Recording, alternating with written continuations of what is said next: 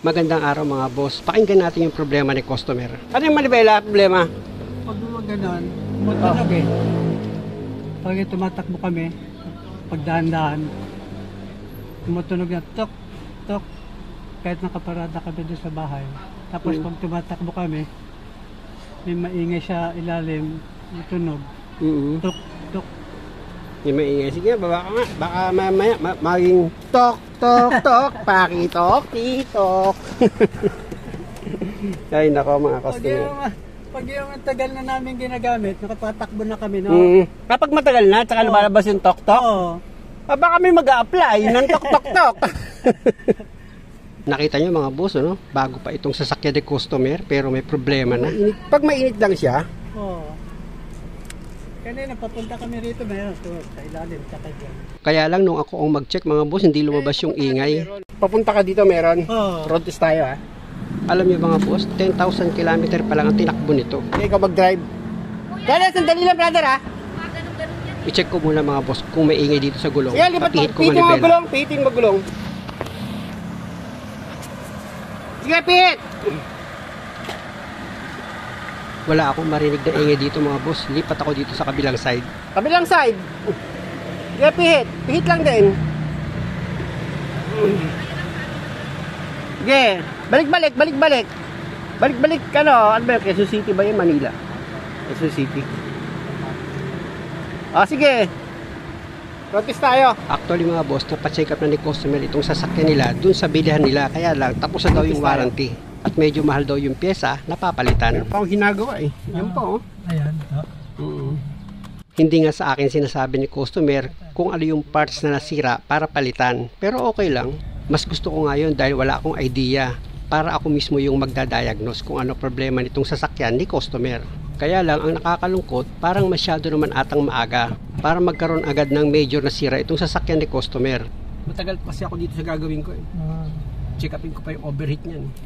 Malayo pa kasi itong uuwian ng ginagawa ko mga boss, sa Laguna pa yan. Ito naman si customer, nakararating lang, hinanap niya lang ako, sa Taytay lang ito umuwi. Kaya sabi ko, i-diagnose ko na lang muna yung problema ng sasakyan niya para kahit papaano, may pampalubag loob naman ako sa paghahanap niya sa akin. At higit sa lahat, sa pagtitiwala niya. Saan na uwi? Sa Taytay. Layo. Oo nga eh. Saan tayo? Kaliwa ka? Kaliwa. Tapos dito ko pa nagpunta, layo-layo ko. Kaliwa tayo. Ito kasi mga boss, hindi sa akin may paliwanag ng maayos ni customer kung paano lumalabas yung ingay. Minsan sabi niya, kapag tumatakbo lang daw. Minsan naman sabi niya, pag na-traffic. Kaya mas maganda, ako na lang mismo yung makikinig. Siya na lang yung mag-drive ng mag-drive. Lalo na pag ma-traffic. Yeah. Paano naramdaman mo? Pag nililiko ko ito, gano'n, konti. Tok, tok. Tik dito sa kaliwat kanan. Ramdam mo sa manibela? Oo, dito. Didinig ko doon eh. Dito, nadidinig sa loob eh. Sige. Para marinig ko rin. Para tatlo na tayo nakarinig.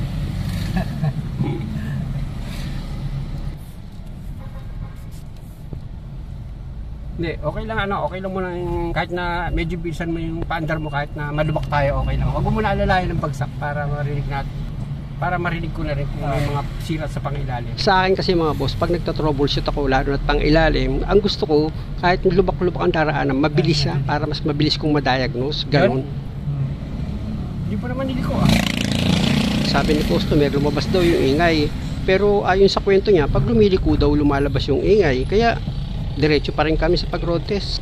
Ayan mga boss, paliko kami kung makikita nyo, pero wala namang ingay. Wala naman Pero alam ko mga boss, merong ingay yan. Kaya lang, ang gusto ko, ako mismo yung makarinig para masabi ko kay customer kung saan nanggagaling yung ingay. Balik tayo. Traffic na dyan yun. Traffic na dyan. Kaya lang, biglang lumabas yung ingay. Pakinggan natin. Ayun. Ayan.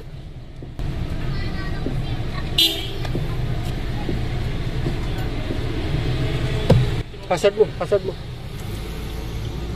Teka.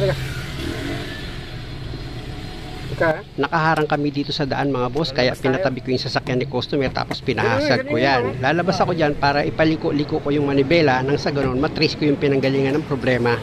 Sige nga! Pabuksan ko yung hood mga boss. Dito ko kasi naririnig sa driver side yung lagutok na lumalabas.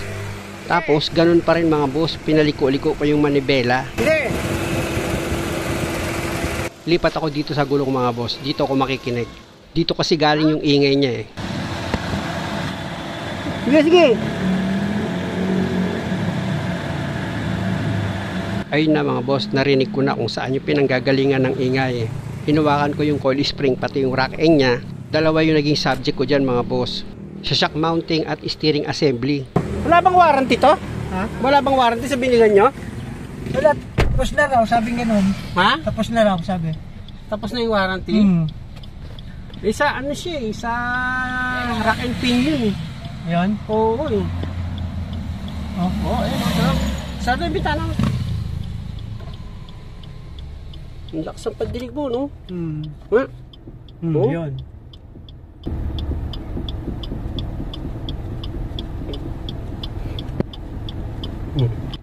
Kaya mo rin, kortal lang yan. Sa susunod mo sa akin ipagawa. Ginagawa pa ako eh. Ba't na yan? Kortal lang yan. Huwag kang kabahan. May ginagawa pa kasi ako eh. Nakakahiya namang ano yun, gawin ko. Ayoko nung... Mahirap yung iwanan mo. Oo, iwanan ko yung ginagawa. Ang naging findings ko, rack and pinion at yung shock mounting dito sa driver side. Yung pinanggalingan ng ingay. Pero tsaka natin i-final yung ano ha. Pero dun lang yun. Huwag kang kabahan. Pasensya ka muna, talaga may ginagawa ako eh. Pero salamat pa rin dahil hinahanap niyo ako. Awa naman ng Diyos eh. Tutulungan niya naman ako magawa yan. Yan, tama. Ha? Narinig ko na, alam ko na. Kaya mayroon pa akong ginagawa talaga. Pasensya na. Wala na ba talagang warranty? Wala na eh. Sabing gano'n eh, kaya mo ilan lang takbo niya, no? Ilan lang takbo niya. 10,000? Nagutok ka agad. Alam nyo mga boss, after ko ma-check ito, dun lang sa akin sinabi ni customer na rack and pinion daw ang problema nito at ang hatol palit. Kaya lang, sobra sa mahal. Sa pagliko-liko lang narinig, di ba? Lakay? Wala naman ako narinig sa ano. Pero sa ano ko, sa diagnose ko talaga lumabas. Pwedeng sa APS, pwedeng dito sa shock mounting. Nadidinig mo? Nadidinig mo? Nadidinig mo? Hindi, hinawakan ko na para sigurado. Alam mo naman itong kamay ko eh. Magic ano to eh. Pag hinawakan ko kasi kung alin yung naramdaman ko parang pumipitik. Doon, pinupulsuhan ko eh. Kasi kung pakikinggan ko lang yan, bala, kaya nga ako bumaba eh. Kaya nga tayo nagro-road test eh, para sigurado. Ayoko nung tingin-tingin lang. Mahirap kasi na paghatol yun mga boss, yung titignan mo lang. Nako, mapapagastos lang si customer nun. Ayun o, di ba? Ayun o. Okay. Ayan mga boss, nalubak kami ng alanganin, may lumagutok. Kaya sa pag-diagnose ko, dalawa sila. Pwedeng sa shock mounting o kaya dito sa steering assembly niya. Muli mga boss, sa may mga ganitong klaseng sasakyan, abangan nyo itong video. Next week ko ito gagawin. Dahil nga sa meron pa akong ginagawa. Kaya abangan nyo mga boss, sa mga susunod na araw, gagawin ko na itong sasakyan ni customer. Sana lang tulungan ako ng Diyos para hindi na mapagastos si customer ng malaki. Muli, maraming salamat sa panonood. Sana nakakuha kayo ng idea at kung maaari, huwag nyo naman sanang kalimutang mag-subscribe sa channel ko. Maraming salamat.